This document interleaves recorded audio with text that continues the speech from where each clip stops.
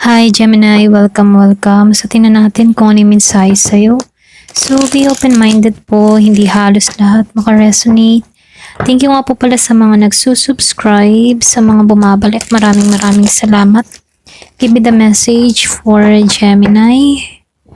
Ano yung mensahe sa'yo? Give me the message for Gemini. Ano yung mensahe sa'yo?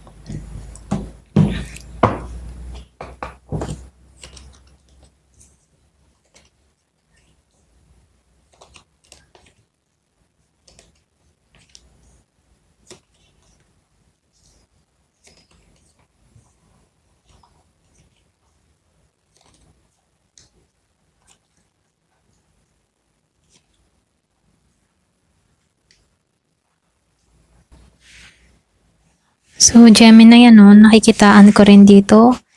Ang reading na ito ay puno ng emotion, okay? Control at pagbabago at maturity. So, pinakikita ng mga baraha na may cycle kang tinapos.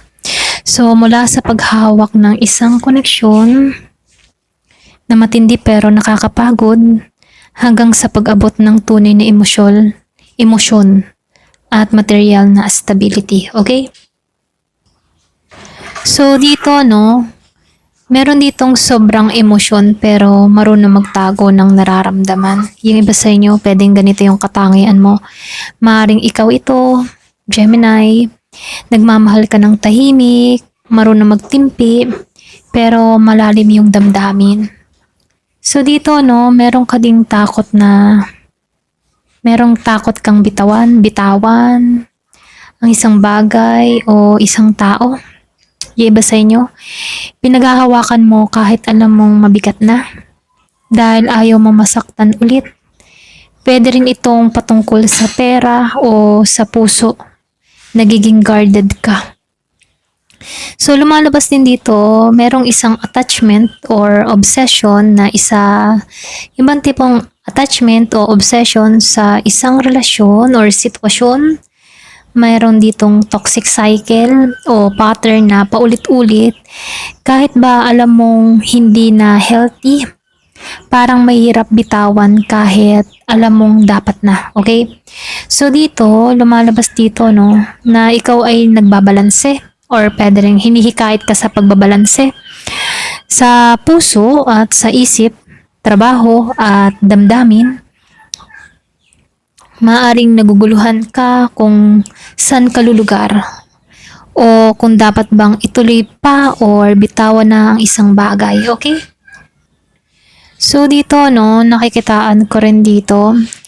Ito na yung time for relax or panahon ng pagpapahinga.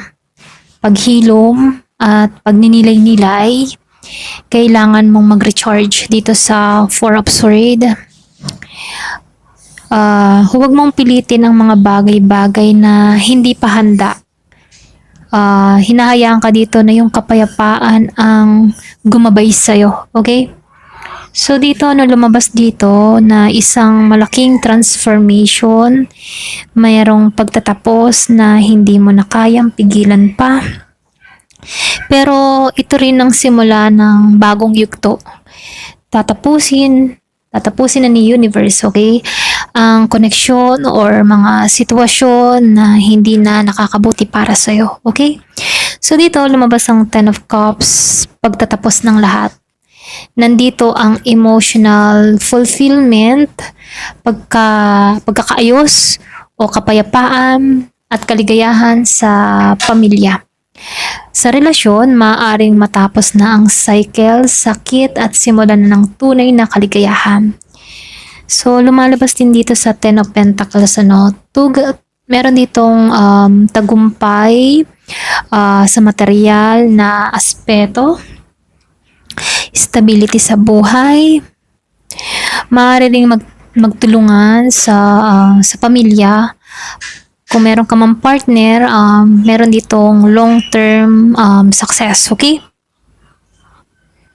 So, dito, nakikitaan ko rin dito, yung iba sa inyo, meron ditong commitment, merong spiritual growth, at meron ditong natuto sa mga nakaraan, maring may taong handang seryosohin ka. Okay?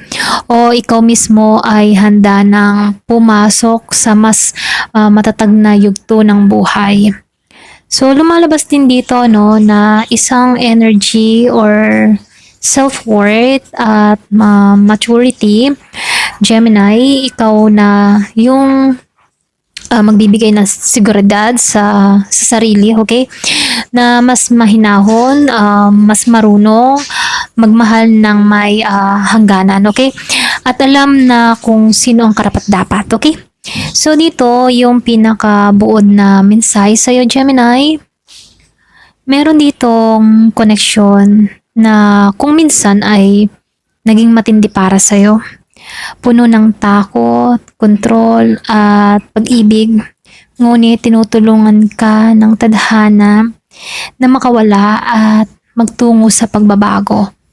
Nakikitahan ko rin dito sa dulo, ang gantimpala ay ang kapayapaan, katatagan at katotohanang ligaya. Okay? Totoong ligaya, I mean. Hindi mo na kailangan habulin pa. Okay? So, dahil ngayon, ikaw na yung pipili. Kumbaga, nakikitaan ko dito na hindi mo na control yung mga tao para mapaligaya ka. Bagkus, ikaw yung pipili ng sarili mong kaligayahan. Okay? Ayan, hanggang dito na lamang po. Thank you for watching. Love and peace.